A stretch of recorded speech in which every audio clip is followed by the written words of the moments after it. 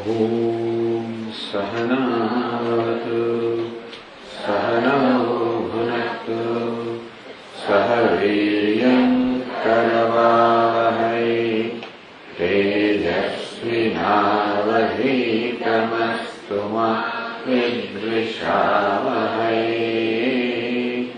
ॐ शान्ति शान्ति शान्तिः।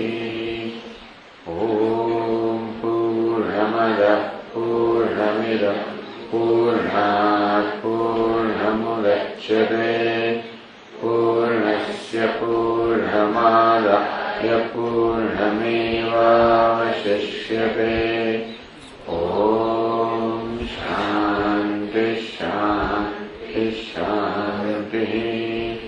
श्रुतिस्मृतिपुराणानाम् आलयं करुणालयं नमामि भगवत्पादं शङ्करं लोकशङ्करं शङ्करं शङ्कराचार्यं केशवं बादरायणं सूत्रभाष्यकृतौ वन्दे भगवन्तौ पुनः पुनः।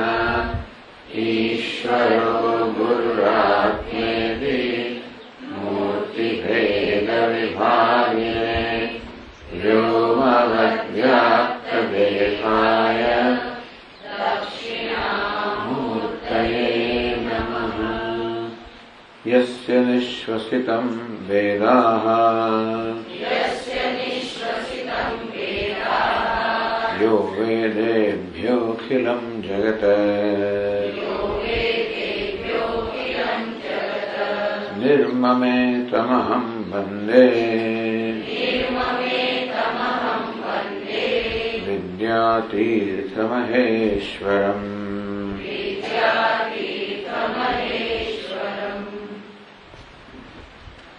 तो आ प्रकारे ग्रंथकार बताव्યું कि કેવી રીતે ભિન્ન ભિન્ન પ્રકારની સમાધિ જે યોગ સૂત્ર બતાવવામાં આવી છે જે જુદી સિદ્ધિઓનું કારણ છે એમને અહીં મહત્વ નથી આપવામાં, કારણ કે એ સિદ્ધિઓ તો મોક્ષની પ્રાપ્તિમાં અવરોધરૂપ છે. એમાં રામચંદ્રજી વશિષ્ઠજી વચ્ચેના સંવાદથી બતાવ્યું કે કેવી રીતે જ્ઞાની પુરુષ આ સિદ્ધિઓ વિશેનો કોઈ આદર કરતો નથી, એને એમાં કોઈ આસક્તિ હોતી નથી અને રાગદ્વેષ હોતા નથી. જાણે છે કે આ સિદ્ધિઓ બધી અજ્ઞાનના ક્ષેત્રમાં જ છે. આ સમગ્ર સૃષ્ટિ અજ્ઞાનની ઉપજ છે અને આ સિદ્ધિઓ પણ આ સૃષ્ટિના અંતર્ગત છે. એના કારણે સૃષ્ટિઓ પણ અજ્ઞાનથી અલગ નથી, પણ અજ્ઞાનના જે ગુણો હોય ટૂંકમાં એ જડ છે, નશ્વર છે અને સાથે સાથે મિથ્યા છે. એટલે જે દેખાય છે નથી એ બધી વસ્તુ સિદ્ધિઓ પણ રહેલી છે. એટલે સિદ્ધિઓ કોઈ રીતે પોતાનામાં કશી વૃદ્ધિ કરી શકે નહીં, ક્ષય પણ ના કરી શકે. આ રીતે સિદ્ધિઓ પ્રત્યેની ઉપેક્ષા છે, ઉદાસીનતા છે. આત્મવિષયસ્તુ સંપ્રજ્ઞાત સમાધિ વાસનાક્ષય નિરોધ સમાદેશ હેતુ. પરંતુ આત્માજનો વિષય છે એવી સંપ્રજ્ઞાત સમાધિ એ વાસનાક્ષય અને અસંપ્રજ્ઞાત સમાધિ નિરોધ એ બંનેનું કારણ હોવાના કારણે તસ્માત અત્રે આદર કૃત, એના પ્રત્યે મેં આદર બતાવ્યો છે, એને મેં મહત્વ આપ્યું છે. આગળ કહે છે ગુજરાતી પુસ્તકમાં 121 પાનું, અહીંયા 104 પાનું. અથ પંચમ ભૂમિરૂપ નિરોધ સમાધિ નિરૂપ્યતે. હવે નિરોધ સમાધિ કહો કે અસંપ્રજ્ઞાત સમાધિ કહો કે નિર્વિકલ્પ સમાધિ કહો, એનું નિરૂપણ કરવામાં આવે છે. તો નિરોધ કોને કહેવાય? નિરોધ સમાધિ. નિરોધ એટલે શું? તમ ચ નિરોધમ સૂત્ર તે મહર્ષિ પતંજલિ સમજાવે. નિરોધ કોને કહેવાય એ સમજાવવા માટે એક સૂત્ર છે. વ્યુત્થાન નિરોધ સંસ્કારયો અભિભવ પ્રાદુર્ભાવ निरोध क्षण चिंतान्वय निरोध परिणाम इति बहुत टेक्निकल शब्द है। तो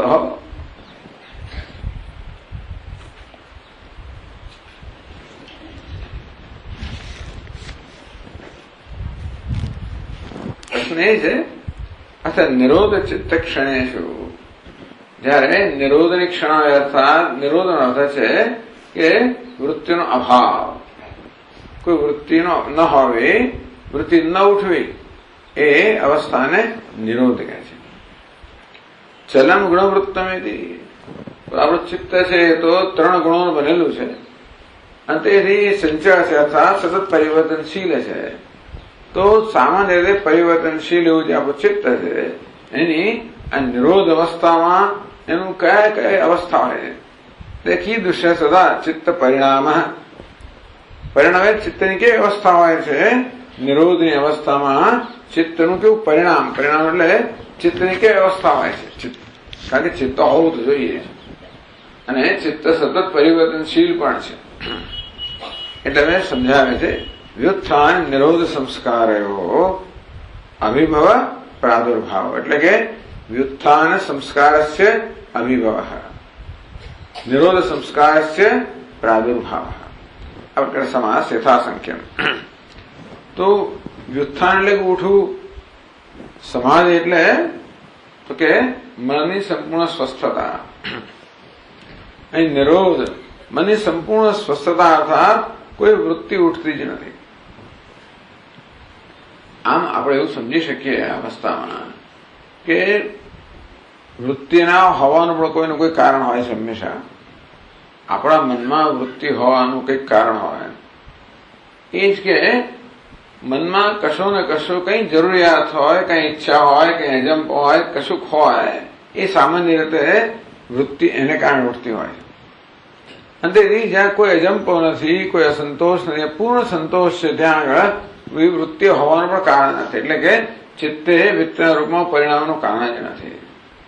અંતે એટલે આ નિરોધ સમાધિ એટલે સંપૂર્ણ સ્વસ્થતા, સંતોષની અવસ્થા. આપણા મનમાં કોઈ પ્રકારની ઈચ્છાનો, કોઈ પ્રકારની ત્રુટિનો, કોઈ અજંપાનો સંપૂર્ણ અભાવ. આમ ચિત્ત જયારે સંપૂર્ણ પ્રસન્ન હોય, સ્વસ્થ હોય એ અવસ્થાને સમાધિ કહેવાય. હવે એ અવસ્થામાં કોઈ પ્રકારનો વિક્ષેપાદ હોય પછી વૃત્તિ ઉઠે, નહીં તો એ પ્રકારનું જ રહે. તો વ્યુત્થાન સંસ્કાર એટલે આ સંસ્કાર એ વૃત્તિની પૂર્વ અવસ્થા. સંસ્કાર કહો કે વાસના કહો, એટલે આપણા મનમાં જે કંઈ વિચાર ઉઠતા હોય છે એક પછી એ વિચારનું કારણ શું છે? મનમાં રહેલા સંસ્કાર. કોઈ પણ પ્રકારનો અનુભવ આપણે જયારે થાય, જે અત્યારે જેમ કે થઈ રહ્યો છે, દરેક અનુભવ આપણા મનમાં કોઈને કોઈ પ્રકારના સંસ્કાર છોડીને જતા હોય છે. વસ્તુ ગમી, ના ગમી, સમજ્યા, ના સમજ્યા, જે પ્રકારનો આપણો એ અનુભવ વિશેનો છેવટનો નિર્ણય હોય એ પ્રકારના સંસ્કાર આપણા મનમાં રહેતા હોય. કોઈ સંસ્કાર પ્રબળ હોય તો એની અસર વધારે હોય, કેટલાક સંસ્કાર પ્રબળ ના હોય તો એની અસર ના જણાય, પરંતુ દરેક અનુભવ કોઈનો કોઈ પ્રકારનો સંસ્કાર છોડી જતો હોય છે. અને એ સંસ્કાર પછી ભવિષ્યમાં યોગ્ય સંજોગ ઉત્પન્ન થાય એ સંસ્કાર વળી પછી વિચારોને જન્મ આવે. આમ ભૂતકાળમાં કશુંક અનુભવેલું હોય, આપણે ખૂબ ગમ્યું હોય, પછી એ પ્રસંગ તો ચાલી ગયો, પછી એવી જ પ્રકારનું કંઈક આપણને, ધારો કે તમે કાયાવરણ આવ્યા હો, અહીં બધું તમે જોયું હોય, અનુભવ્યું, બીજે ક્યાંક જાઓ, આવું કંઈક મંદિર દેખાય, આવી જાતનું પ્રાંગણ દેખાય, ફુવારો દેખાય, પેલું યાદ આવે. ત્યાં ફુવારો હોય, રંગબેરંગી પેલી લાઈટ બધું હોય, ત્યારે આપણને કાયાવરણ પણ યાદ આવે. એટલે સંસ્કાર રહી ગયા છે અનુભવના, એ સંસ્કારને જાગૃત થવા માટે યોગ્ય સંજોગો ઉત્પન્ન થાય તો એ સંસ્કાર વિચારના રૂપમાં પરિણમે, સ્મૃતિના રૂપમાં પરિણમે, ઈચ્છાના રૂપમાં પરિણમે. આપણે ઘરે હોય, ચાલો મારે કાયાવરણ જવું, એવું ઈચ્છા થઈ જાય, સોમનાથ જવું છે, કંઈ કરવું છે, એટલે ઈચ્છાના રૂપમાં પરિણમે, સ્મૃતિના રૂપમાં પરિણમે, વૃત્તિના રૂપમાં પરિણમે. આમ દરેક વિચારની પાછળ કોઈને કોઈ આવો સંસ્કાર રહેલા હોય છે. આ બધા સંસ્કારો તો આપણા મનમાં અંકિત થયેલા હોય, જેમ કમ્પ્યુટરમાં ખૂબ બધી મેમરી હોય તેવી રીતે આપણા મનમાં પણ અનેક અસંખ્ય સંસ્કારો અંકિત થયેલા છે, અને જેના યોગ્ય સંજોગો પ્રાપ્ત થાય ત્યારે સંસ્કારનો ઉદ્ભવ થાય અને એ કોઈને કોઈ પ્રકારના વિચારમાં પરિણમે. એટલે આપણે ખબર નથી કે બીજી ક્ષણે કયો વિચાર હશે, કારણ કે કયો સંસ્કાર જાગૃત થશે એ કરનાર બાજુ કર્મ. પણ એટલે આ રીતે મનમાં વિચાર ન હોય તો પણ સંસ્કાર હોય ખરા. જેવી રીતે સુષુપ્તિ અવસ્થાની અંદર કોઈ વૃત્તિ નથી હોતી, આપણું મન સંપૂર્ણ લીન થઈ ગયું હોય છે, અને છતાં પણ મન નષ્ટ થઈ નથી ગયું હતું. એ વૃત્તિના રૂપમાં ત્યાં નથી, પરંતુ સંસ્કારના રૂપમાં છે, બીજના રૂપમાં છે. સંસ્કાર એ કારણ અવસ્થા છે, વૃત્તિ કાર્ય અવસ્થા છે. જેમ બીજ હોય અને અંકુર હોય તો બીજ કારણ છે, અંકુર કાર્ય છે. સંસ્કાર એ બીજની જેમ કારણ છે, વૃત્તિ અંકુર એટલે કાર્ય છે.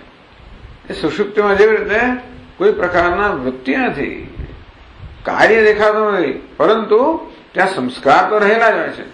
એટલા જ માંડવડ જાગે એટલે વળી પાછા સંસ્કારો આપણા મનમાં જે કે સ્મૃતિ વિચારો વગેરે જન્માવતા હોય છે.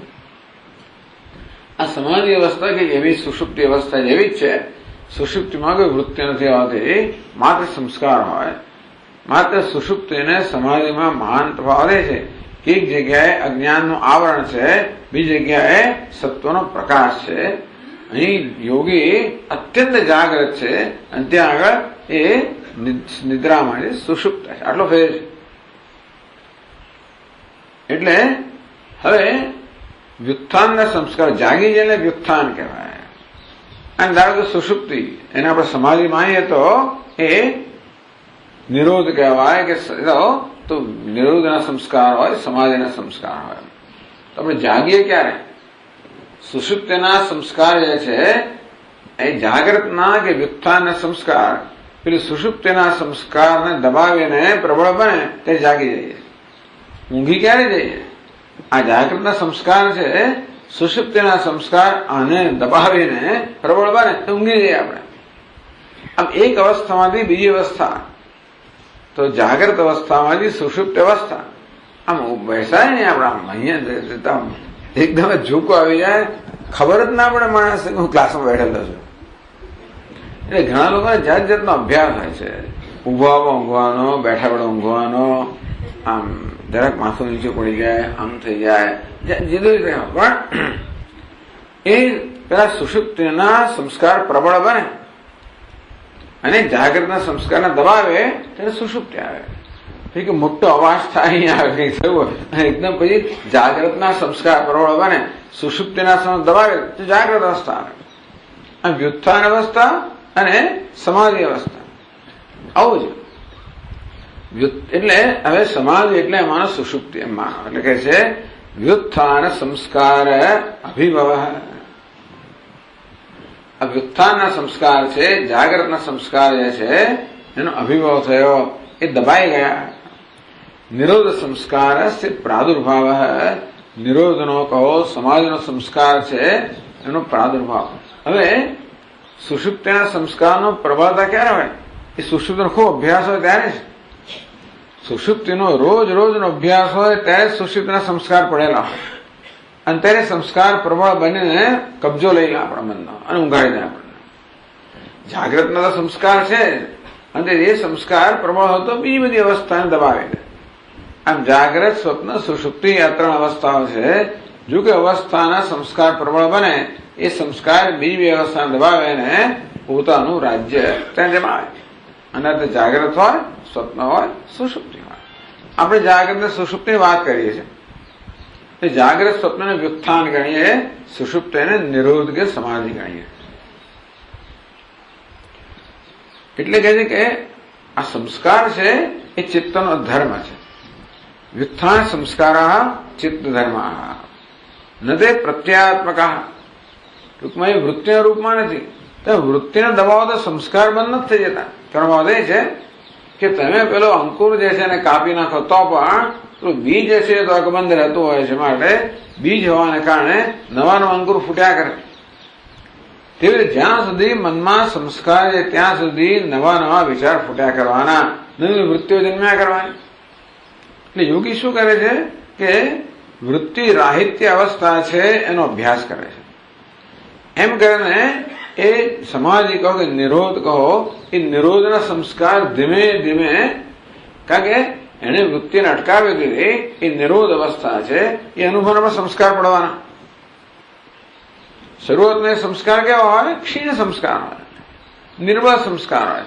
પણ વારંવાર અભ્યાસ કરવામાં આવે ધીમે ધીમે એ નિરોધના કે ઊંઘવાના સમાધિના સંસ્કાર ધીમે ધીમે પ્રબળ થતા જાય.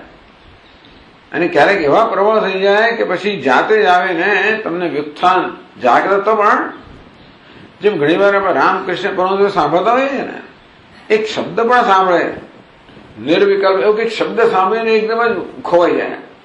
એટલે પેલા સંસ્કાર એના જાગ્રત થાય, નિરોધના કહો, સમાધિના કહો, એ જાગ્રત સંસ્થાને દબાવીને એનો કબજો લઈ જાય. પછી આ લોકો કરવું પડે, એનું ઉઠાડવા પડે, અને કંઈ ગુલાબજાંબુ ખવડાવે, પેલું કરે. એટલે ટૂંકમાં છે પેલા સંસ્કાર પ્રબળ ના થાય, એ જાગતા રહે.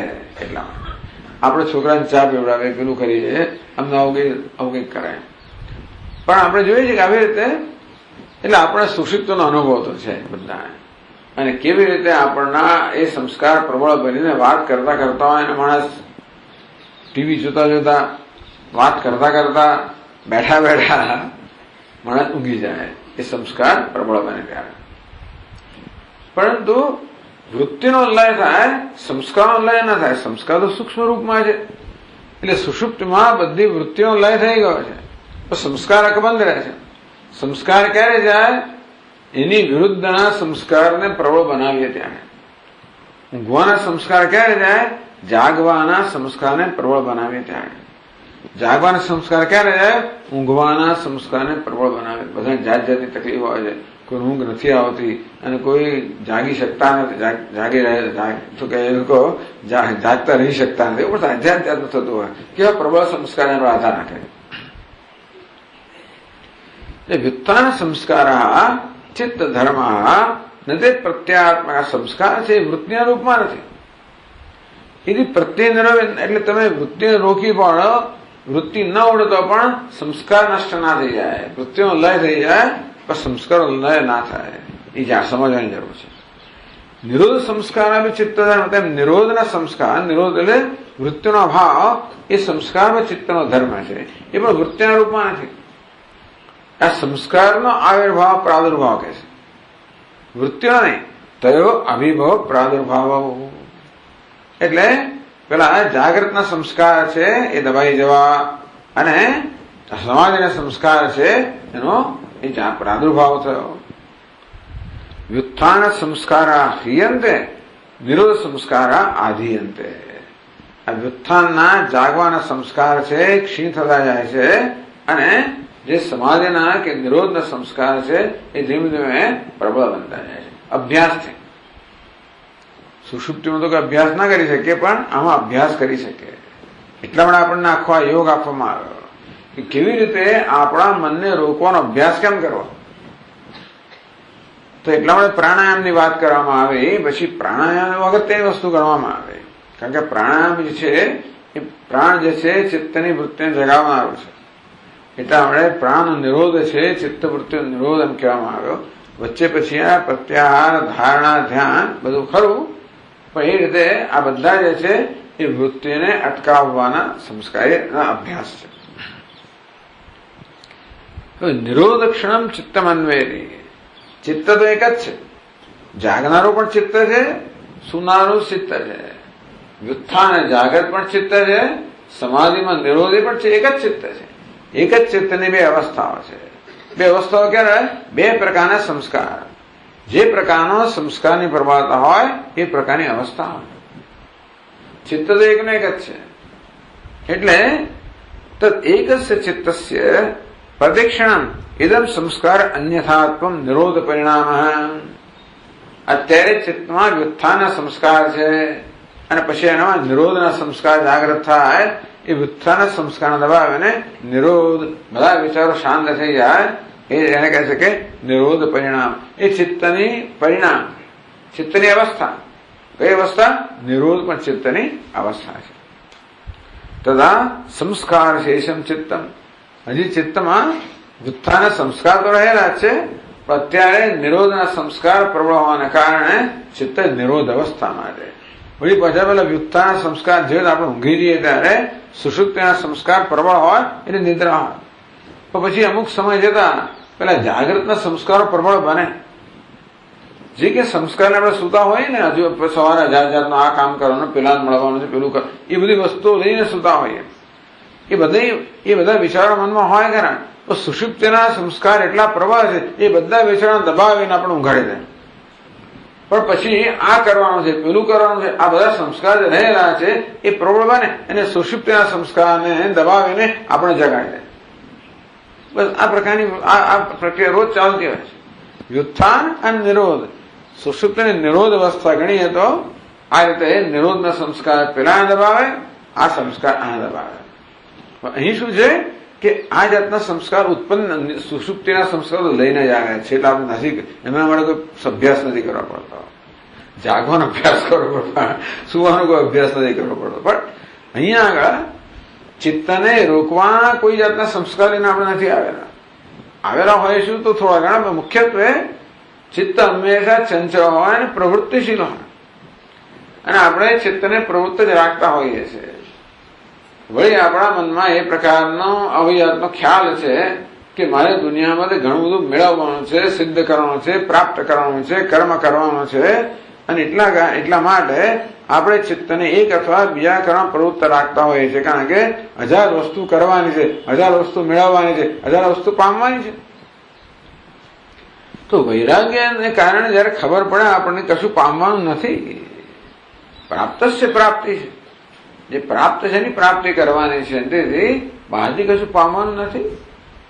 પણ ઈચ્છા જે છે, ઈચ્છાને કોઈ અવકાશ જ નથી, ઈચ્છા એને ખરેખર તો વાજબી વસ્તુ જ નથી. કર્મ પણ ના હોય, ઈચ્છા પણ ના હોય. આમ વૈરાગ્યથી આપણે ઈચ્છા જન્મે ને ઈચ્છાને એને અભિભૂત કરીએ. દોષ દુષ્ટ્યા મુહુર્મુહુ, મન ઈચ્છાઓ લઈને આવે એટલે તરત આપણે દોષ દૃષ્ટિથી ઈચ્છાને ક્ષમાવીએ. અને ભગવાને કહ્યું અભ્યાસ કૌંતે વૈરાગ્ય છે ગૃહ્યતે, અભ્યાસ અને વૈરાગ્ય. એટલે આપણા મનમાં ઈચ્છા જન્મે કે રાગ જન્મે કે દ્વેષ જન્મે કે તરત જ એની પ્રતિપક્ષ ભાવનાથી, સવાર કહ્યું તે પ્રમાણે ગુણના દર્શન કરવાને કારણે રાગ જન્મે, તો દોષ દર્શનથી એ શાંત થાય, અને દોષના દર્શન કરવાને કારણે દ્વેષ જન્મે, તો ગુણના દર્શન એ શાંત થાય. કશી વસ્તુને મહત્વ આપવાને કારણે ઈચ્છા જન્મે, તો એની અંદર દોષ દેખાડે ઈચ્છા શાંત થઈ જાય. ટૂંકમાં કશી વસ્તુ મહત્વની ભલે હોય, પરંતુ એ મેળવવામાં કેટલી કિંમત ચૂકવવી પડે છે એનું જયારે મનને ભાન કરાવે ત્યારે ખબર પડે કે આ તો સોના કરતા ઘડામણ મોંઘું છે, એ ખબર પડે. અંતેથી પછી આપણે એટલે એ વિષય મહત્વનો રહે ને. આ પ્રકારે આપણે સતત આવો અભ્યાસ કરતા હોઈએ. એમ કરતા કરતા ચિત્તની વૃત્તિઓ ધીમે શાંત થતી જાય, શાંત. કારણ કે ઈચ્છા રાગ દ્વેષ એ જ વૃત્તિઓ છે. તો આ રજોગુણ ને તમોગુણ છે એ જ આપણા મનને પ્રવૃત્ત રાખનારા છે. જેમ જેમ રજોગુણ તમોગુણ, એટલા માટે આપણા વાસનાક્ષય કહેવામાં આવ્યો, પ્રતિપક્ષ ભાવને કહેવામાં આવી, દેવી સંપત્તિ કહેવામાં આવી, અમાનિત્વ દંભિત્વ બધું કહેવામાં આવ્યું. આ બધું એ જ દિશામાં લઈ જનાર છે. તો આ બધી વસ્તુઓ આપણા મનને સાત્વિક બનાવનારી છે. એટલા જ કર્મયોગ કહેવામાં આવ્યો કે નિષ્કામ ભાવનાને પ્રયત્નપૂર્વક સેવવી જોઈએ. આમ કામનાથી પ્રેરણા કર્મ કરવું એ તો આપણો સ્વભાવ છે. આપણું મન કશું કર્મ કરવા તૈયાર થાય એટલે કોઈને કોઈ કામના તો આવવાની જ, અને ત્યારે પ્રયત્નપૂર્વક નિષ્કામતાને સ્થાપિત કરીએ. એમ કરીને નિષ્કામતાના સંસ્કાર આપણે પ્રબળ બનાવતા જઈએ. આ બધું કરવાનું છે, આ બધું નામ સાધના. આવું બહુ દીર્ઘકાળ કરવાને કારણે ધીમે ધીમે ધીમે એ વૈરાગ્યના સંસ્કાર જ પ્રબળ બને, રાગના સંસ્કાર નિર્બળ બનતા જાય. આપણું મન રજોગુણ તમોગુણની અસરમાંથી મુક્ત થતા સત્વગુણની અસરમાં આવતું જાય. અને છેવટે એ સત્વને પણ તમે સત્વથી પર થઈ જાઓ ત્યારે અસંપ્રજ્ઞાત સમાન. ત્રૈગુણ્ય વિષયાવેદા નિસ્ત્રૈગુણ્યો ભવાન. તો કે સત્વ રજસ તમસ આ ત્રણેય ગુણો હજી સંસારને અંતર્ગત છે. પરંતુ આ રજોગુણ અને તમોગુણ છે એને આપણે સત્વગુણથી આપણે રજોગુણ અને તમોગુણમાં વિજય પ્રાપ્ત કરીને મનને સાત્વિક બનાવવું, આ પહેલી વસ્તુ છે. રજોગુણ દ્વારા તમોગુણને અને સત્વગુણ દ્વારા રજોગુણને. તમોગુણ આળસ, નિદ્રા, પ્રમાદ. ત્યારે મનને આપણે કર્મમાં સક્રિય બનાવીએ કે આ કર્મ કર, નહીં તો જો આવું આ કર્મ કરીશ તો ના મળશે, નહીં કરું તો આ સજા થશે વગેરે એમ કરે ને આપણે મનને કર્મ જોડવું એને રજોગુણી બનાવવું. એ રજોગુણી બન્યા પછી એને કહી જો આ કર્મમાં કામના થઈ ના કહીશ, નિષ્કામમાં હવે કર તો આટલો મોક્ષ મળશે વગેરે એમ કરીને કામના એટલે રજોગુણ, નિષ્કામ એટલે સત્વગુણ. આ પ્રકારે આ બધી એટલે ભગવાન આ બધી સાધના બતાવી જ છે આપણને ભગવદ્ ગીતાની અંદર. એટલા માટે યોગ કહેવામાં આવ્યો. યુજ્યતે અનેનેતિ યોગ, જે આપણને ભગવાન સાથે જોડી આપે એમ નામ યોગ. એટલા માટે આ નિષ્કામ કર્મને પણ યોગ કહેવામાં આવ્યો. કારણ કે ભગવાન આત્મા સાથે જોડનારું છે, આત્મા સાથે જોડાવાનું છે નહીં, છતાંય પણ આ જ્ઞાનને કારણે, ભ્રમને કારણે આપણે જાણે કે દુનિયા સાથે જોડાઈ ગયા છે, જાણે આત્માથી વિખોટા પડી ગયા છે. અંતેથી વળી પાછું આત્મા સાથે જોડાણ સાધવું. કામના એટલે જગત સાથે જોડાણ, સંસાર સાથે જોડાણ. નિષ્કામના એટલે ધીમે ધીમે એ સંસાર સાથે જોડાણ મુક્ત કરીને આત્મા સાથેનું જોડાણ. આ જ પ્રક્રિયા છે. એટલે ભગવાન અભ્યાસ અને વૈરાગ્ય, સતત વૈરાગ્યનો અભ્યાસ, નિષ્કામતાનો અભ્યાસ. આમ કામનાના સંસ્કાર તો બહુ પ્રબળ છે જન્મો જન્મથી. અજ્ઞાનમાંથી કામના જન્મવાની જ છે. અવિદ્યા, કામ અને કર્મ. એ કામનાથી પ્રેરણે કર્મ કરે એટલે બીજી કામના જન્મે. એમ કરતા કરતા અશ્વત્થમેનમ સુવિરૂઢ, એના બધા મૂળ તો બહુ બધા પ્રસેલા જ છે રાગ દ્વેષના. અંતેથી આ પ્રકારે સત્વગુણના સંસ્કાર એટલે અમાનિત્વ, અદમ્યત્વ, નિષ્કામણી મૂલ્ય છે. તે બધા અદમ્યત્વ, અમાનિત્વ વગેરે મૂલ્યો. આ પ્રકારે આપણે નિરોધના સંસ્કાર, પહેલા સાત્વિકના સંસ્કાર અને છેવટે યોગ શાસ્ત્ર તો એ સત્વધીમાં પર જઈને સાત્વિક વૃત્તિ પણ આવે ત્યાં સુધી કે મોક્ષની ચેટે ભાષ્યકારે કહ્યું એક જગ્યાએ. ત્યારે ત્રીજા અધ્યાયમાં કહ્યું સિદ્ધ સિદ્ધિઓ સમો ભૂત્વા સમત્વમ યોગ ઉચ્યતે યોગસ્થ કુરકર્માણી સંગમ ત્યક્ત્વા ધનંજય. હે ધનંજય, યોગમાં નિષ્ઠ બનીને સંગનો ત્યાગ કરીને કર્મ કર. તે સંગ એટલે શું? મોક્ષે પણ, મોક્ષ માટેનો સંગ પણ નહીં. એટલી મોટી વાત ત્યાં કહી દીધી. એટલે ટૂંકમાં એ છેવટની એવી સૂક્ષ્માથી સૂક્ષ્મ ઈચ્છા, મોક્ષની ઈચ્છા, એ પણ આપણા મનને થોડુંક વિક્ષિપ્ત કરનારી છે. અને માટે એ ઈચ્છાનો પણ છેવટે ત્યાગ. આ રીતે ત્યારે મનમાં કોઈ પ્રકાર નિસ્પૃહ, હમણાં ગીતાના શ્લોકમાં કહે છે નિસ્પૃહ સર્વ કામેભ્ય, બધા પ્રકારની કામના વિષયથી બધા પ્રકારના વિષયમાં નિસ્પૃહતા. એમાં મોક્ષનો પણ છેવટે સમાવેશ થઈ ગયો. અને ત્યારે ચિત્ત જે છે એકદમ જ શાંત બની જાય. કારણ કે એને વિક્ષિપ્ત કરનારો આમ તો જળ શાંત હોય, કાંકરો નાખી એટલે તરંગો જન્મે, તો ઈચ્છા બી કાંકરા નાખે એટલે આપણા મનના સરોવરમાં તરંગો જન્મે. એવી ઈચ્છા જે છે સૂક્ષ્મ ઈચ્છા પણ જયારે ન રહે ત્યારે મનમાં કોઈ તરંગ ના રહે. આમ નિસ્તરંગ સમુદ્ર કે નિસ્તરંગ સરોવર જેવું હોય, તરંગ વગરનું, એવું મન થઈ જાય. તરંગ નથી, જળ તો છે જ, વૃત્તિ નથી, ચિત્ત તો છે. પણ છેવટે હવે ઘણી વાર શું થાય છે કે પાણીમાં પેલી માછલીનો દેડકો આમ કુદાકુદ કરે ને, નીચે અંદર સંસ્કાર રહેલા હોય ને, એટલે એ પાછા પેલા જળની સપાટીને આવી રીતે વિક્ષિપ્ત કરે. તે બધા સંસ્કાર અંદર રહ્યો અને પછી કુદાકુદ કરીને આપણે શાંત મનને વળી પછી અશાંત બનાવે. એટલા માટે પેલા બધા દેડકારૂપી સંસ્કાર છે એને શાંત કરતા કરતા આ સરોવર બધું જ માછલીઓ, દેડકા બધાથી રહિત બની જાય. બહારથી પણ કઈ કોઈ કાંકરા નથી નાખતું, અંદરથી પણ કોઈ કુદાકુદ નથી કરતું. અમે આપણે પેલા ગેસ પર મૂક્યું તપેલી તરે નીચે ગેસ ચાલતો હોય ને ગેસ, એટલે પછી એમ પેલો આમ ખદબદ ખદબદ થયા કરે ને, એવું મનની અંદર પેલો સંસ્કારનો ગેસ હોય ને એટલે ખદબદ ખદબદ થયા કરે. એ બધું ધીમે ધીમે ખદબદ ખદબડાટ બંધ થઈ જાય ત્યારે મન અત્યંત શાંત બની જાય. આ પ્રકાર આ વસ્તુ યોગ શાસ્ત્રમાં એનું ધ્યેય છે કે મનમાં કોઈ ખદબદાટ રહે નહીં. આ સંસ્કાર એટલે ખદબદાટ અંદરમાં એ પણ જયારે દૂર થઈ જાય ત્યારે એટલે કહે છે ફેરી વ્યુત્થાન સંસ્કાર છે એનો અભિભાવ થઈ જાય, નિરોધ સંસ્કાર છે એનો પ્રાદુર્ભાવ થાય, એટલે એક જ ચિત્ત. આ ક્ષણે એનામાં જાગવાના સંસ્કાર હતા, આ ક્ષણે એનામાં હવે સમાધિના સંસ્કાર આવી ગયા. બસ આ ચિત્ત છે. તદા સંસ્કાર શેષમ ચિત્તમ. નિરોધ અવસ્થામાં પણ ચિત્તમાં સંસ્કાર તો હોય છે વ્યુત્થાનના, એટલે ઓળી બાજુને જગાડે ખરા. એટલે વ્યુત્થાનના સંસ્કાર નિર્બળ બનાવતા જ જવા અને સમાધિના સંસ્કારને પ્રબળ બનાવતા જ જવા, આ યોગીનું કામ છે. એટલે આ રીતે એમના સૂત્ર કહ્યું. એટલે અહીંયા હવે કહે છે ગ્રંથકાર, વ્યુત્થાન સંસ્કારા સમાધિ વિરોધિન. સમાધિ ઊંઘ એવું જાગ્રત ઊંઘ. સમાધિ એટલે એટલું જ જાગ્રત ઊંઘ, સભાનતાથી ઊંઘ. આપણે તો બેભાન પણ ઊંઘીએ છીએ એટલે ઊંઘ કહેવાય, પણ જયારે સભાનતાથી ઊંઘો ત્યારે સમાધિ કહેવાય. હવે આ વ્યુત્થાનના સંસ્કાર છે, જાગી જવાના સંસ્કાર છે, એ તો સમાધિના વિરોધી. એ કહે છે કે વ્યુત્થાન સંસ્કારા સમાધિ વિરોધિન. અને માટે આ વ્યુત્થાનની ટેવ પડી ગઈ, જાગીવાની ટેવ પડી ગઈ છે. અજંપો મનમાં થઈ ગયો છે, શાંત બેસાતું જ નથી ને આમ તરત જોયું કોણ આવ્યું, કોણ ગયું, કેટલું વાગેલું, શું થયું, શું કંઈ મગજમાં થઈને કે ચાલ્યા જ કરતું હોય.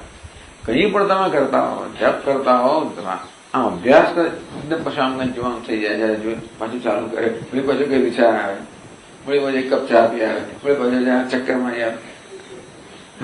મને યાદ છે કોલેજમાં જયારે અભ્યાસ કરતા હતા લાઇબ્રેરીમાં ત્યારે પણ થાય, પણ અડધો કલાક થાય એટલે ઉઠ્યો છે ને ફરી પાછો કે એક ચક્કરમાં આવે, ચા પી આવે, પેલું કરી આવે, ફલાણું કરી આવે, ગપ્પા મારી આવે, પછી પિંપોંગ રમી આવે, પાછું આવે. એટલે આવી જાતના આ અજંપાના સંસ્કાર બહુ રહેલા છે. તેથી વારંવાર એ આપણને વિક્ષિપ્ત કરતા હોય છે. એટલા જ માટે જંપના સંસ્કાર જે છે એ આપણે વધારે અભ્યાસથી પ્રબળ બનાવવાના. વ્યુત્થાન સંસ્કારા સમાધિ વિરોધીના. જે સંસ્કારમાં જગાય દે એ સમાધિના વિરોધી છે. તે છે ઉદ્દાલકસ્ય સમાધ ઉદાહૃતા. આ ઉદ્દાલક ઋષિને જે સમાધિનો અનુભવ થયો એની પહેલા કેવા કેવા સંસ્કારો હોય એમને વિક્ષિપ્ત કરેલા એનું એ ઉદાહરણ આપેલું છે. આપણા સ્વામી આ શ્લોક એ વારંવાર બોલતા રહે જમાનાની અંદર. કદાહમ ત્યક્તમનને પદે પરમ પાવને ચિરમ વિશ્રાંતિ મેષ્યામી મેરુ શૃંગ યુવાંબુદ. ક્યાંક શ્લોક ટૂંકમાં એ વખતે વારંવાર કહેતા હતા. કદાહમ ત્યક્તમનને પદે પરમ પાવને. પરમ પાવન પદ, પરમ પાવન પવિત્રાણામ પવિત્રમેવો. કારણ કે આત્મા પરમ પવિત્ર છે. પાવન પવિત્ર કરનાર પણ ખરો. પવિત્ર એટલે પાવન કરનાર. જે સ્વયં પવિત્ર છે, સર્વને પાવન કરનાર છે. પદે પરમ પાવને. આ દુનિયાના કેટલાય પદાર્થો છે પવિત્ર કરનાર છે, પણ એમને પવિત્રતા આપનાર. ગંગાના જળમાં ડૂબકી લાગો એટલે પવિત્ર બનો, પણ ગંગાને પવિત્રતા આપવાની ક્ષમતા કોણ પ્રદાન કરે? તો જે ચૈતન્ય પ્રદાન કરે છે. ભગવાન કહે કે ભાઈ હું જ સૂર્યના તેજના રૂપમાં છું, ચંદ્રના તેજના રૂપમાં છું, તેમ આ બધા પવિત્ર પદાર્થોમાં હું જ પવિત્રતા છું. પદે પરમ પાવાને ત્યક્ત માને. એવું કોઈ પ્રકારનું મનન નથી. એટલે જેમાં કોઈ પ્રકારનું ચિંતન નથી, મનન નથી, વૃત્તિઓ નથી. ત્યક્ત મનનો અર્થ એવો થયો કે જેમાંથી બધા મનન છે, મનના વ્યાપારો બધા શાંત થઈ ગયા છે. ત્યક્ત મનને એવું જો આમ તો પરમાત્મા તો છે જ, પરંતુ જ્યાં સુધી આ મનમાં વ્યાપાર થયા કરે ત્યાં સુધી આપણને એનો અનુભવ થતો નથી, અથવા તો એની નોંધ લેવાતી નથી. એના માટે જ્યાં મનના બધા વ્યાપાર શાંત થઈ ગયા છે એવું જે પરમ પદ છે પરમાત્માનો. ચિરમ વિશ્રાંતિ મેષ્યામી. હું ક્યારે ચિરમ દીર્ઘકાળ સુધી એવા પદમાં ક્યારે હું વિશ્રાંતિ પામીશ. મેરુ શૃંગે ઇવ અંબુદ. અંબુદ એટલે કે વાદળ. આ વાદળો પર તમે જોજો, હિમાલયમાં જઈએ ત્યારે આપણે જોઈએ કે વાદળો બધા એ પહાડની ટોચ પર જઈને બધા ત્યાં જો બરફ વગેરે હોય ને એટલે વાદળો ત્યાં જઈને બધા અટકી જાય. એમ લાગે વાદળ જે છે આ પહાડની ટોચ પર જઈને ત્યાં આગળ બસ વિશ્રાંતિ પામે. મેરુ શૃંગે ઇવ અંબુદ, જેમ પર્વતના શિખર પર આ વાદળ જે છે એ કીધું વિશ્રાંતિ પામે છે, એને પછી ક્યાંય જવાનું નથી. ત્યાંથી વાદળ પેલો દોડ કરતું હતું, દોડા કરે. છેવટે એની આ દોડનો અંત આવી ગયો. જયારે પર્વતના શિખરને પ્રાપ્ત થયું ત્યારે બસ હવે એને પોતાનું ધ્યેય પ્રાપ્ત થયું, અને ત્યાંથી ત્યાં આગળ એ સ્થિર થઈ ગયો, કોઈ પ્રકારના વ્યાપાર વગર. પછી વ્યાપાર ચાલ્યા કરતો વાદળનો, એ વ્યાપારથી મુક્ત થઈ ગયું. એમ બધા વ્યાપારથી મુક્ત આવું જે મેરુનું શૃંગ તો કે પહાડના શિખરનું જે પરમ પદ છે ત્યાં વાદળ જઈને વિશ્રાંતિ પામે. તેવી રીતે હું ક્યારે બધા વ્યાપારથી રહિત એવા પરમ પદમાં ક્યારે વિશ્રાંતિ પામીશ. આવું ઉદ્દાલક ઋષિ મનમાં અવિજતનું ચિંતન કરે. મનમાં અવિજતને એમને ઝંખના હતી. કીધું ચિંતા પરવશો બલાત ઉદ્દાલકો દ્વિજ. આ બ્રાહ્મણ કે ઋષિ ઉદ્દાલક કીધી ચિંતા પરવશ. આ ચિંતાએ ઉદ્દાલકોને પરવશ બનાવી દીધા. ચિંતા વગર જતી જ નથી. આવી ચિંતા શ્રેષ્ઠ છે. કયા પ્રકારની ચિંતા આપણે મગજનો કબજો લીધો છે બહુ મહત્વની વસ્તુ છે. કોઈ ચિંતા આપણા મગજનો કબજો લેતી હોય છે, ક્યારે ઘેર જવું, ક્યારે આમ કરું, ક્યારે પેલું કરું, જાત જાતની ચિંતા ન થતી હોય. પરંતુ આ ઉદ્ધાર ઋષિને કઈ ચિંતાએ પરવશ બનાવ્યા, હું ક્યારે પરમ પદમાં વિશ્રાંતિ પામીશ. એની ચિંતા પરવશ. ચિંતા પરવશ બનાવી દે આપણને, એટલે આપણને કોઈ જાતની સ્વતંત્રતા રહે જ નહીં. પછી કોઈને કશું ને કશું કરવું જ પડે. એ ચિંતા માથા પર સવાર થઈ હોય એટલે એને દૂર કરવા માટે આપણે પ્રયત્ન કરવો જ પડે. પુનઃ તો ઉપવિશ્ય, એટલે વારંવાર ઉપવિશ્ય બેસીને ધ્યાનાભ્યાસમ ચકાર. એનો ઉપાય જાણે છે ધ્યાન અભ્યાસ. તો વારંવાર હવે બેસીને આ ચિંતાથી પરવશ થયેલા ઉદ્ધારક ઋષિ વારંવાર ધ્યાનનો અભ્યાસ કરતા હતા. વિષય નિયમાને તો શરૂઆતમાં આ અજંપાના સંસ્કાર પ્રબળ હોય. માણસ ધ્યાન શરૂ કરે એટલે કે એમનું તો મન શાંત થઈ જવાનું નથી. તેથી અજંપાના કર્મના વ્યાપારના સંસ્કાર પ્રબળ હોય એટલે આપણે મનને શાંત કરવાનો પ્રયત્ન કરીએ. પરંતુ પેલો અજંપો છે કે પ્રવૃત્તિના સંસ્કાર છે એ મનને વારંવાર વળી પાછું ખેંચી જાય. વિષય નિયમાને તો ચિત્તે મરકટ ચંચલે.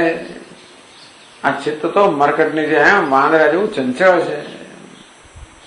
ચંચળતાવાળું દૃષ્ટાંત છે મરકટ, જે કોઈ સ્થળે બેસી ના શકે. એક ડાળ પરથી બીજી ડાળ પર, એક ડાળ પર બેઠો હોય તો શાંત, મરકટ અને શાંત હોય જ ના શકે. એક ડાળ પર બેઠું પણ હોય વાંદરું તો હોય, પણ આમ કરતું, આમ કશું કર્યા જ કરતું, આમ પાંદડા તોડતું હોય, કશું તો કર્યા જ કરે. સ્થિરતા તો હોય જ નહીં મરકટમાં. એટલે એક વિષયમાંથી બીજા વિષયમાં મન જાય, અને એક વિષયમાં ત્યારે પાછું આગું પાછું થયા કરે. એટલે આ મનમાં કોઈ પ્રકારની સ્થિરતા નથી માટે આ મનને મરકટ સાથે જ રખાવ્યો. મરકટ ચંચલે, મરકટના જેવું ચંચળ ત્યાં ચિત્ત છે. વિષય નિયમાને વાંદરા ભગવાન એને કોણ દોડ કરાવતું હશે, કેમ એથી ત્યાંથી જતું હશે, જે કારણ હોય. પણ આ મન જે છે એને તો મનરૂપી મરકટને કોણ ચંચળ બનાવે? વિષય નિયમાને તો. આ વિષય રાગ દ્વેષ. વિષય એટલે રાગ અને દ્વેષ. વિષય એટલે માત્ર ઇન્દ્રિય વિષય, કોઈ પ્રકારના રાગ દ્વેષ. એવું નથી વિષયની આસક્તિ જ માત્ર મનને આપણે પ્રવૃત્ત બનાવે, દ્વેષ પણ પ્રવૃત્ત બનાવે. અને માત્ર જગતના વિષયો જ નહીં, ગમે તે હોય મનમાં કોઈ પ્રકારના રાગ દ્વેષ હોય. કોઈ સ્થળ માટે રાગ દ્વેષ હોય, કોઈ કાળ માટે હોય, કોઈ અવસ્થા માટે હોય, કોઈ વ્યક્તિ માટે હોય, ગમે તેને માટે, કોઈ દેશ માટે હોય, કોઈ પ્રજા માટે હોય, કોઈ ધર્મ માટે હોય, જાત જાતના રાગ દ્વેષ મનમાં હોય છે. આ મનમાં વિચાર આવે ને કશું થઈ જાય આપણને કે કંઈક કરી નાખવું. એટલે ભૂતકાળમાં આપણા ઇતિહાસ વાંચીએ કે આપણા હજારો મંદિરો તોડે એટલે આપણને અંદરથી કઈક જુસ્સો આવે. અત્યારે સંબંધ નથી, પણ વિચાર માત્ર. એટલે આવો દ્વેષ રહેલો છે એ આપણા મનને વિક્ષિપ્ત કરે. રામ મંદિર ક્યારે બંધાય, રાગ વિક્ષિપ્ત કરે. એટલે જાત જાતના રાગ દ્વેષ મનમાં હોય છે. અહંકારના સ્તરે રાગ દ્વેષ હોય, ઇન્દ્રિયના સ્તરે રાગ દ્વેષ હોય, લાગણીના સ્તરે રાગ દ્વેષ હોય.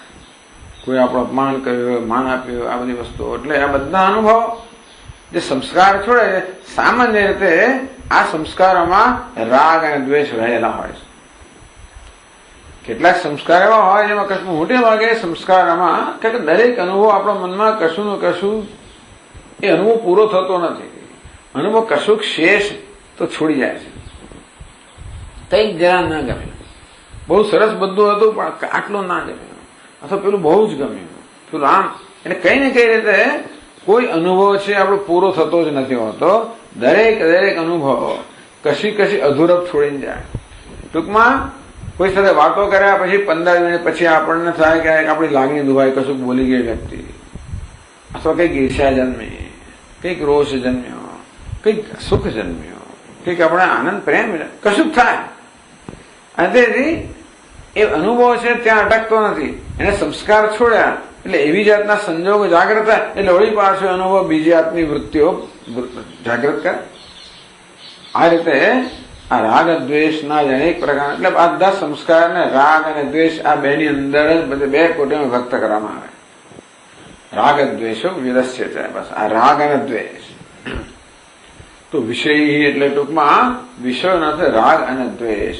તો રાગ અને દ્વેષ ત્યાં ચિત્ત છે એ જયારે નિયમાને તું ચિત્તને જયારે ખેંચી જવામાં આવે છે, લઈ જવામાં આવે છે.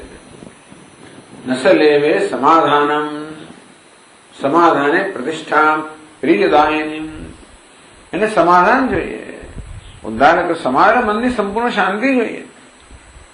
મને કોઈ પ્રકાર વિક્ષેપ ના, મન સંપૂર્ણ શાંત હોય, પ્રસન્ન હોય ત્યારે એ શાંતિ કહો કે આનંદ કહો એ કઈ વસ્તુ છે.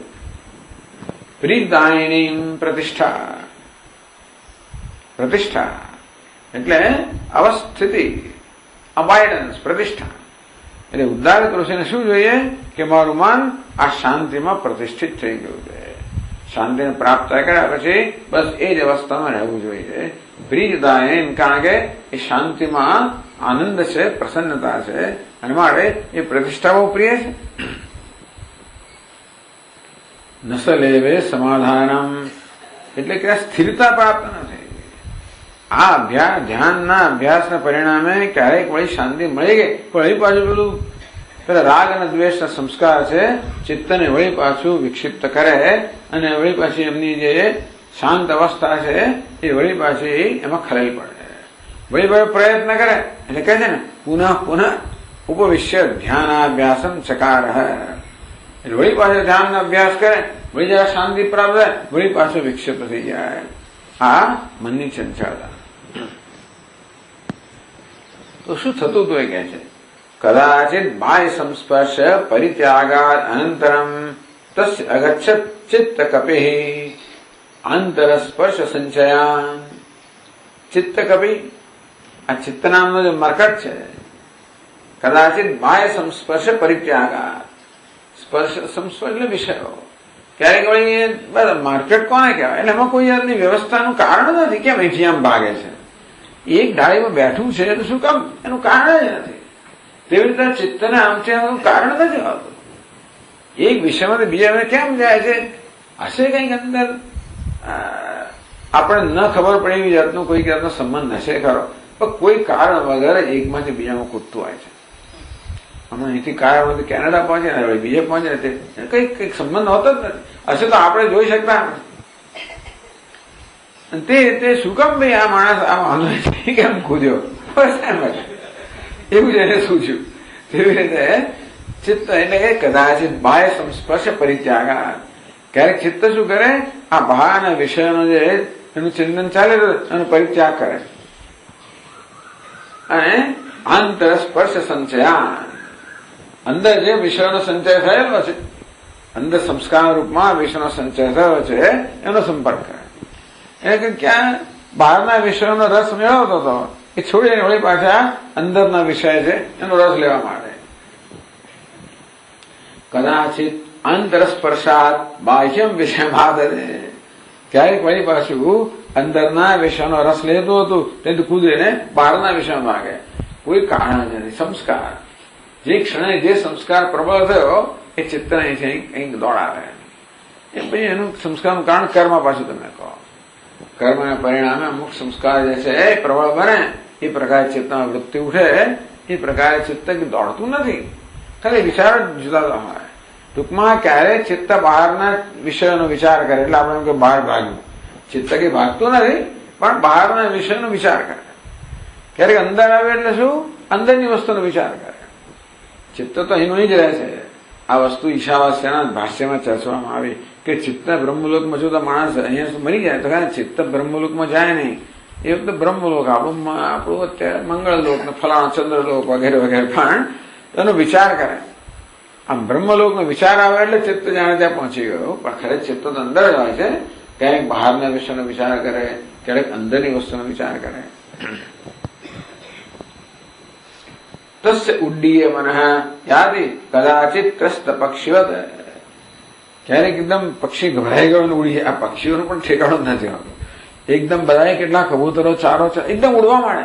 કેમ? એકદમ જ ઉડવા માંડે. શું થયું ભગવાન કે એમના મનમાં થયું હશે? એક પક્ષીને કઈ ભય લાગે ઉડ્યું એટલે બધા ઉડવા માંડે. આ પક્ષી બિચારો જયારે જોયે ત્યારે બહુ ભયભીત હોય છે. જયારે એ કોઈ એક સ્થળે બેસે નહીં લાંબો સમય, આમ આવે પછી ઉડીને ભાગે. બેઠું ત્યારે આમ જોયે ત્રસ્ત પક્ષી.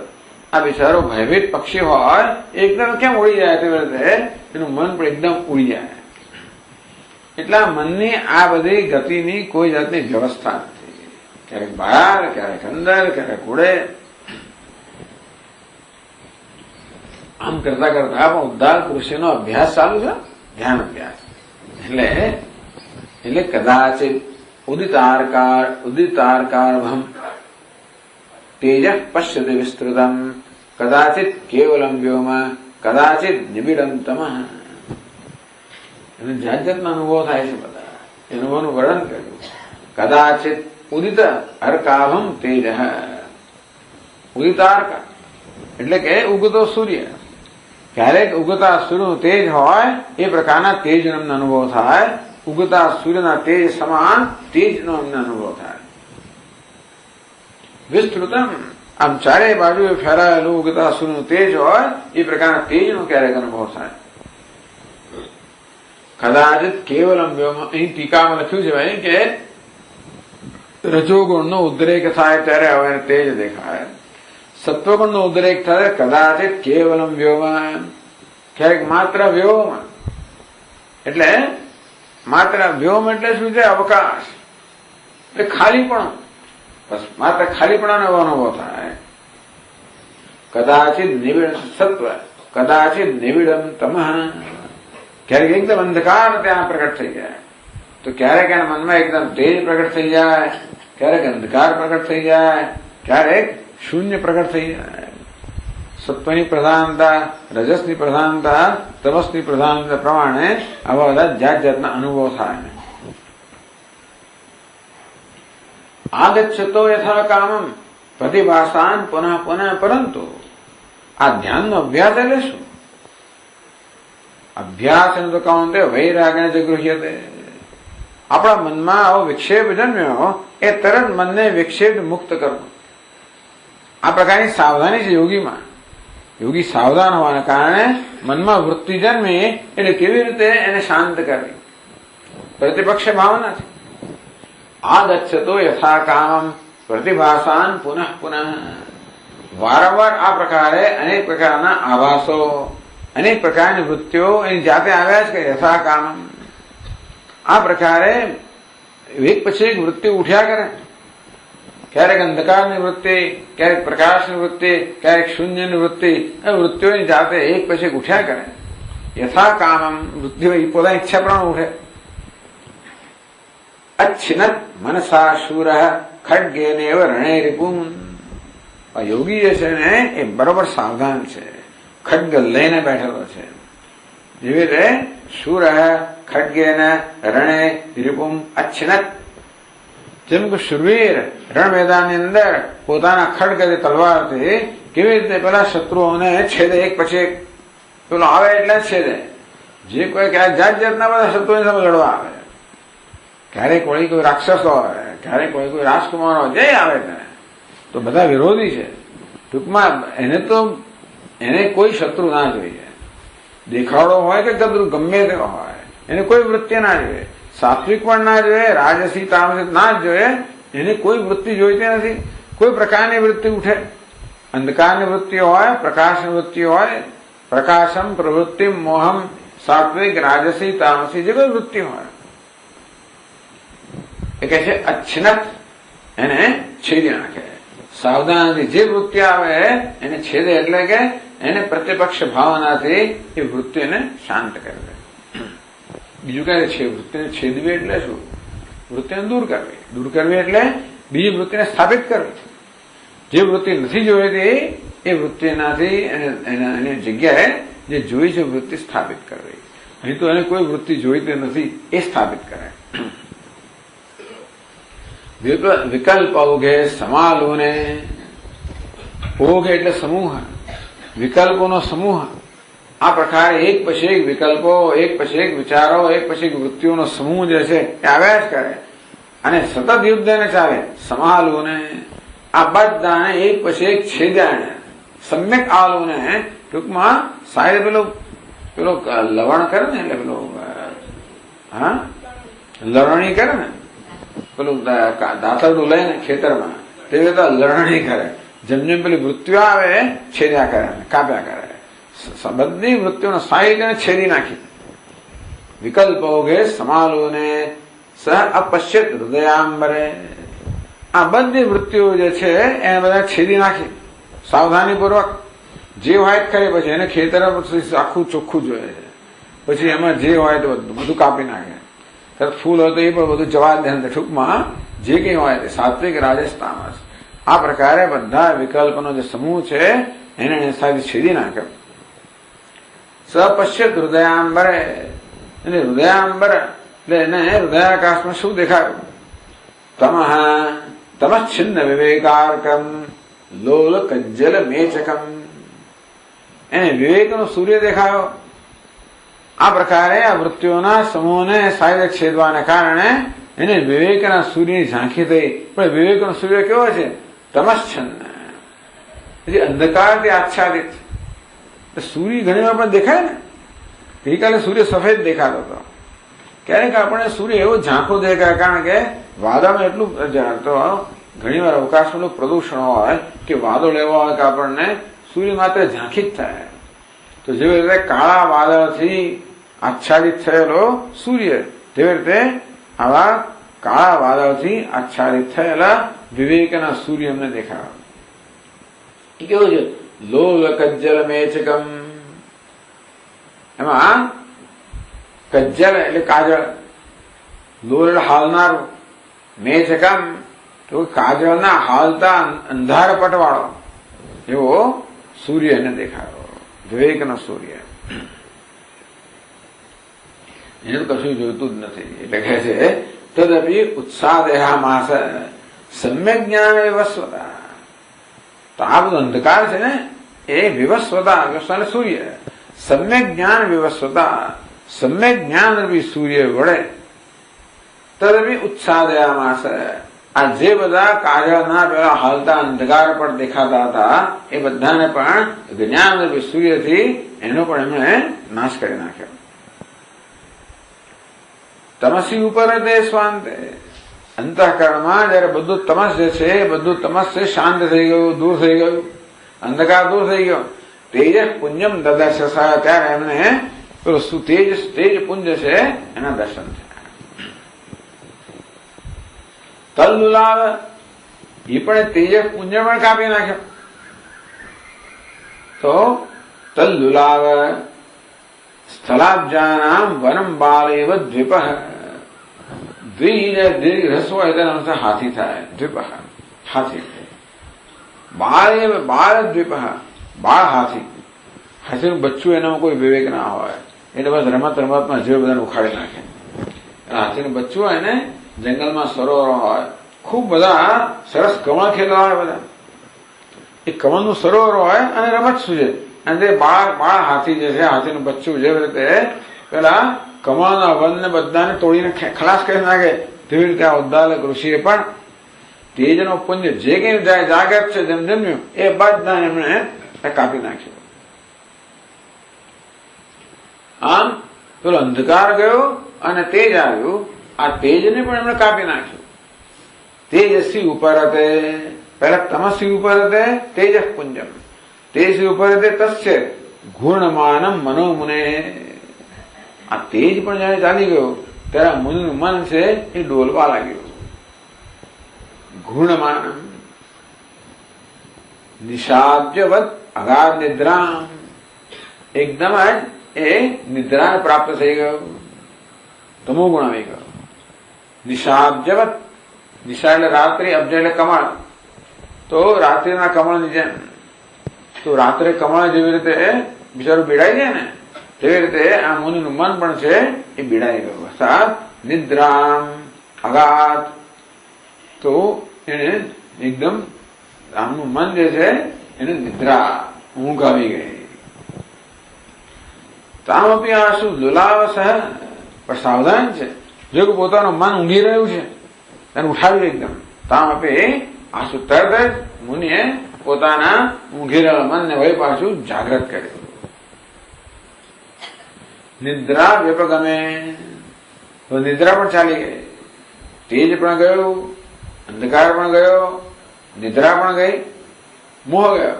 તસ્ય વ્યોમ સંવિત સમુદ્દેવ, વ્યોમ સંવિત, અને ત્યારે સંવિત એટલે જ્ઞાન, વ્યોમ સંવિત સમુદ્દેવ, ત્યારે આ જ્ઞાન રૂપી જે આકાશ છે એનો જાણે ઉદય થયો। વ્યોમ સંવિત નષ્ટ, અરે વ્યોમ સંવિત છે એનો પણ નાશ કરી નાખ્યો। મૂળમ તસ્ય અભવન, એનું મન છે એકદમ મૂળ બની ગયું। મૂળ એટલે જાણે કે એકદમ એની અંદર અનેક પ્રકારની મલિનતા આવી ગઈ, મોહ આવી ગયો, તમોગુણ આવી ગયો। મોહપીએશ મનસસ્તમ મમાર્જ મહાશય, આ મહાશય સાવધાન જ છે, અને પોતાનું જે મનમાં મોહ આવી ગયો હતો એને પણ મમાર્જ, આપણે સાવરણી માર્જની એટલે સાવરણી સાફ કરી તેવી રીતે પોતાના મનમાંથી મોહને પણ એને સાફ કરી નાખ્યો, ધોઈ નાખ્યો। આમ જે મૃત્યુ ઉઠતી ગઈ આ બધી મૃત્યુઓને સાવધાનીથી આ મુનિ દૂર કરતા ગયા। તત તેજ તમો નિદ્રા મોહાદિ પરિવર્જિતા,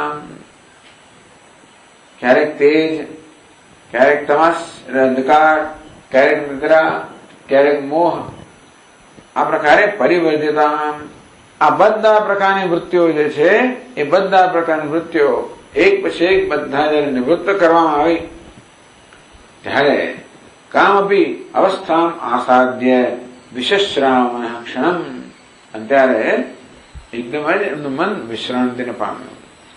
કઈ જાતની કામ અવસ્થા, અનિર્વચનીય કોઈ અવસ્થા છે એ અવસ્થામાં એમનું મન જે છે એ વિશ્રામ પામ્યું। અનિર્વચનીય એટલા માટે કે કોઈ અવસ્થાની સાથે સરખાવી શકાય નહીં। આપણે કશી વસ્તુનું વર્ણન કરીએ એ સામે જઈને કશે સરખાવીએ એનું વર્ણન થાય, અને કોઈ સરખાવી ન હોવાના કારણે એને કામ આપી અનિર્વચનીય અવસ્થા જે છે એમાં મન એક ક્ષણભર માટે વિશ્રામ પામે, ક્ષણભર માટે અલ્પકાળ માટે વિશ્રામ પામે। આ પ્રકારે ઉદ્દાલક ઋષિ એમના ધ્યાન વખતે જે પ્રકારના અનુભવ પસાર થયા એનું આ યોગ વાસિષ્ઠમાં વર્ણન કરવામાં આવ્યું। એટલે ટૂંકમાં આ બધા વ્યુત્થાન સંસ્કારો છે। આ જે બધા સંસ્કારો અહીંયા વર્ણવવામાં આવ્યા, તેજ દેખાયો, અંધકાર દેખાયો, આ મોહ આવ્યો, નિદ્રા આવી, આ બધું જ આવ્યું, આ બધા આપણને સમાધિમાંથી વિક્ષિપ્ત કરનારા છે, વિચલિત કરનારા છે। એટલે આ બધાને વ્યુત્થાન સંસ્કાર કહેવામાં આવ્યા। આ બધા પ્રકારના સંસ્કારને વ્યુત્થાન સંસ્કાર એટલે કે સમાધિમાંથી કે વિશ્રાંતિમાંથી વિચલિત કરનારા, જગાડનારા।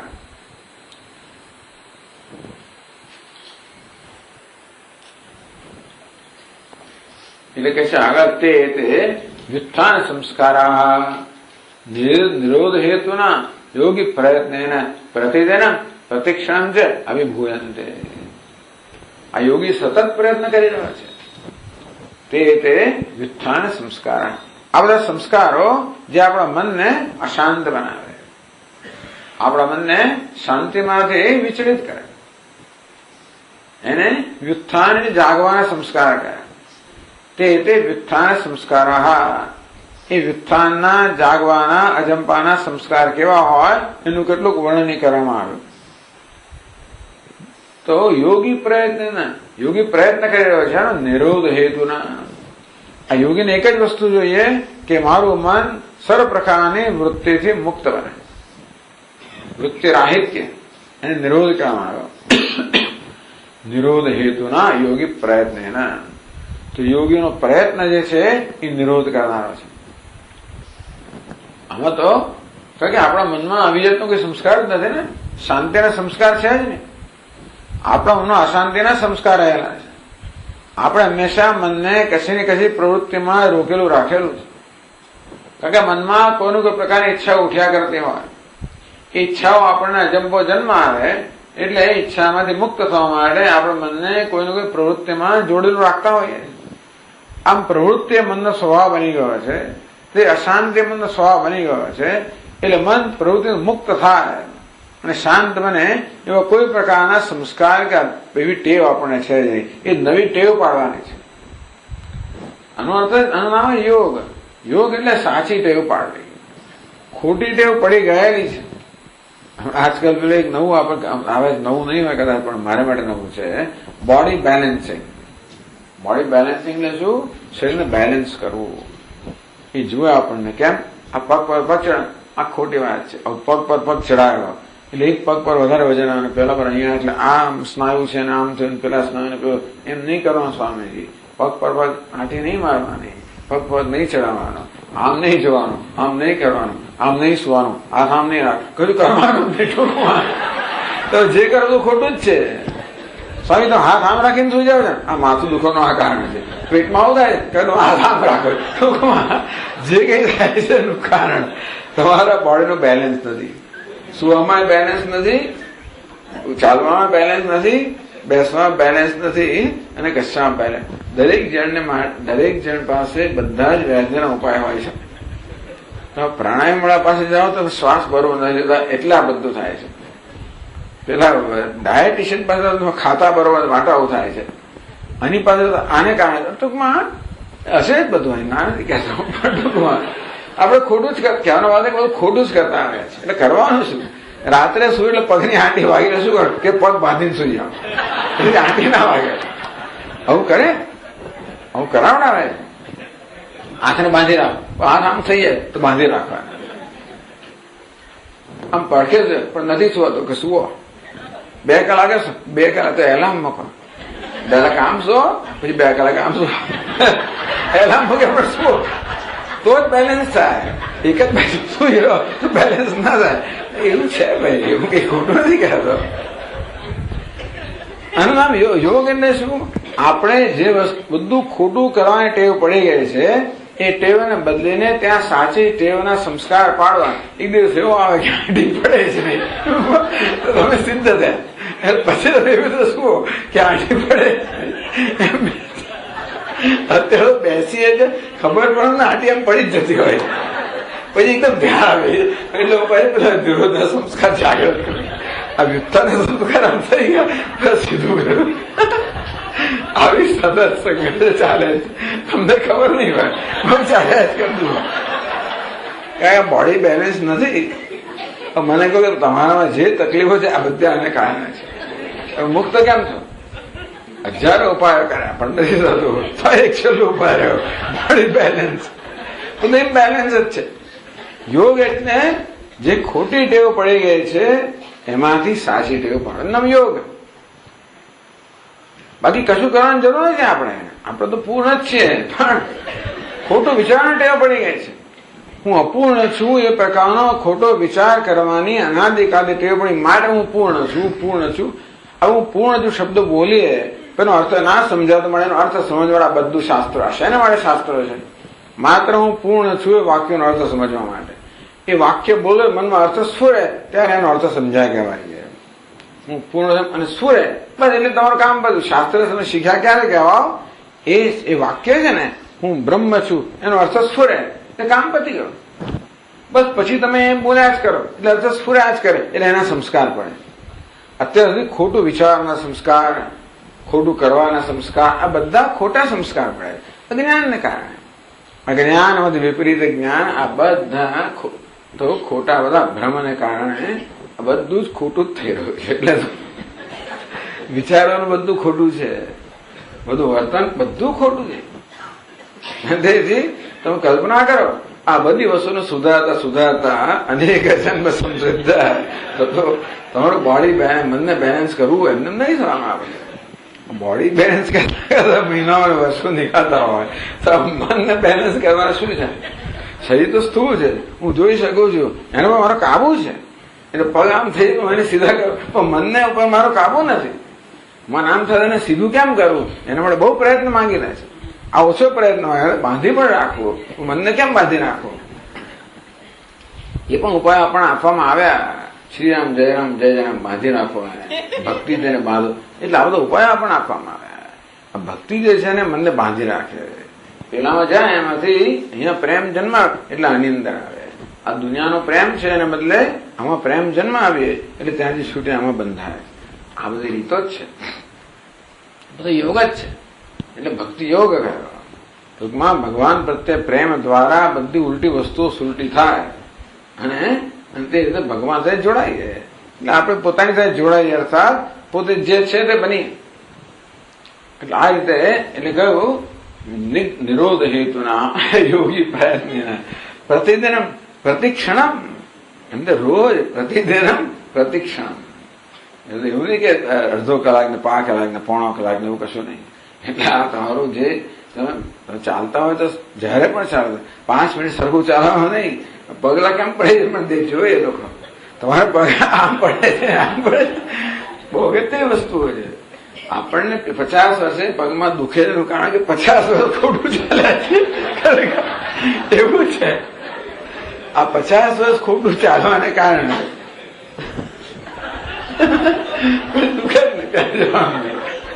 પછી ની રિપ્લેસમેન્ટ કરો, પેલું કરો, બધું બરાબર છે. પહેલેથી કોઈ શીખવાડ્યું હતું આપણને? ખરેખર મા બાપે આ બધું શીખવાડવાની જરૂર છે.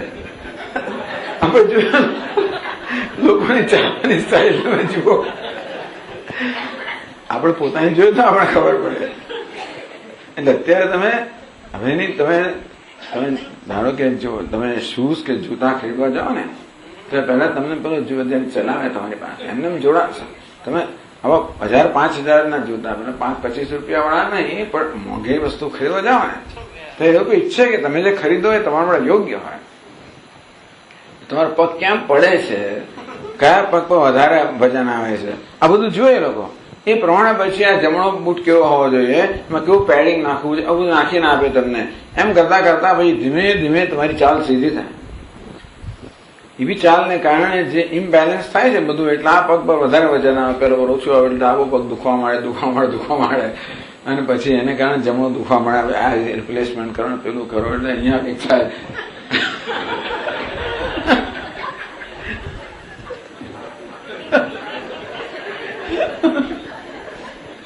આ તો બડો સંસાર.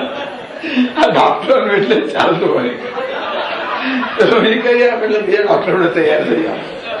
એ આ દવા આપે એટલે બીજા ડોક્ટર પેટમાં ગડબડો થાય, માથામાં ગડબડ થાય, એક બીજાનો ધંધો ચલાવે.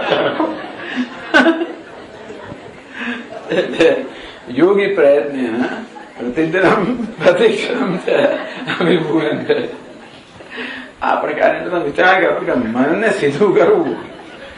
હા, એટલે તમારે કૂતરાની પૂંછડીથી નહીં કરવી, પણ માણસને સીધો કરો, માનવ ધ્યાન કરે તેની આ વસ્તુ છે. એટલે વાંદરા ધ્યાન કરતો કરવો, મનને સીધું કરવું. એટલે કે છે કે પ્રતિદિનમ પ્રતિક્ષણમ અભિભૂયન્તે તદ નિરોધશ્ચ નિરોધ સંસ્કારા પ્રાદુર્ભવંતિ. અભ્યાસના કારણે ધીમે ધીમે સાચી રીતે વિચારવાના. એટલે સાચે વિચારવાની જરૂર જ ને કે યોગ શાસ્ત્ર એમ માને છે કે તમારે વિચારવાની જરૂર જ નથી. ખરેખર જરૂર શું છે? મન વિચારો પૂર્ણ છે અને તેથી સ્વયં પૂર્ણ હોવાને કારણે નિસ્તરંગ સમુદ્ર જેવું છે, તરંગની જરૂર જ નથી. એમ એટલે પૂર્ણ શાંતિ છે, તમારું સ્વરૂપ છે હોવાના કારણે જરૂર નથી. એટલે વિચારો કરવો એ જ ખોટી વસ્તુ છે એમના કહેવા પ્રમાણે. એટલે આપણે તો વિચારો કરતા જ આવ્યા છીએ. એટલે કેવી રીતે હવે મનને વિચાર કરો તો બંને કેમ કરો? એટલે પેલા સ્થિર બેસાડો. વિરોધ છે निरोध संस्कार प्रादुर्भवन्ति। आ प्रकारे तथा सति निरोध एकैकस्मिन् क्षणे चित्तम अनुगच्छति। આ દીર્ઘકાળના અભ્યાસના કારણે ધીમે ધીમે નિરોધના સંસ્કાર પ્રબળ બનતા જાય. ક્યાં સુધી? તમે પ્રત્યેક ક્ષણે આપેલા વ્યુત્થાના સંસ્કારને દબાવીને નિરોધના સંસ્કાર સ્થાપિત કર્યા છે. પ્રત્યેક ક્ષણે એવું કર્યું છે. એક સમયમાં કે પ્રત્યેક ક્ષણે નિરોધના સંસ્કારમાં પ્રબળ બને કે અનુચિત્તમ અનુગચ્છતિ. બસ હંમેશા ચિત્ત નિરુદ્ધ અવસ્થામાં રહે. અત્યારે તમારું કામ પૂરું થયું કહેવાડું અને સ્વયં ઈદૃશ ચિત્તસ્ય નિરોધ પરિણામ ભવતી. અને નિરોધ પરિણામ કહેવામાં આવ્યું એટલે પેલા સૂત્ર સમજાવ્યું. એવું સૂત્ર કહેવામાં આવે ને, હા, એને માટે બહુ દૂર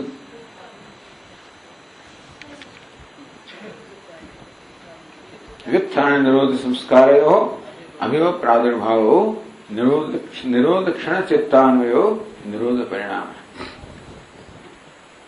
સ્વયં ઈદૃશ ચિત્તસ્ય નિરોધ પરિણામો ભવતી. આ જે છે એ ચિત્તનું નિરોધ સ્થિતિ, પરિણામ એટલે કે એની અવસ્થા. દરેકમાં આ દ્રવ્ય એવું છે ને સતત પરિવર્તન પામ્યા કરે. એટલે કઈ સ્થિતિ એની હોય છે અને નિરોધ નામની સ્થિતિ કહેવામાં આવે છે. પછી આપણે આગળ ચર્ચા કરશું. ઓમ પૂર્ણમદ પૂર્ણમિદં પૂર્ણાત પૂર્ણમુદચ્યતે પૂર્ણસ્ય પૂર્ણમાદાય પૂર્ણમેવાવશિષ્યતે. ઓમ શાંતિ શાંતિ શાંતિ. શંકરં શંકરાચાર્યં કેશવં બાદરાયણં સૂત્રભાષ્યકૃતો વંદે ભગવન્તો પુનઃ ઈશ્વરો ગુરુરાત્મેતિ મૂર્તિભેદવિભાગિને વ્યોમવદ્વ્યાપ્તદેહાય દક્ષિણામૂર્તયે નમઃ. ઓમ શાંતિ શાંતિ શાંતિ. હરે